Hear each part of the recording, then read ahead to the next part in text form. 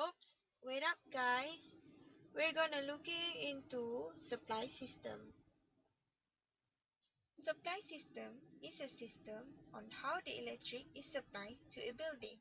Generally, the distribution voltage in Malaysia are 33. The power received later will be reduced using transformer before it reach to homes or factory.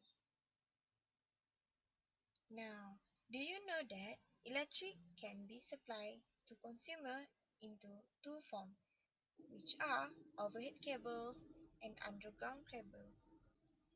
There are a few types of electricity supply, which are single-phase power, three-phase power, normal supply, and standby supply.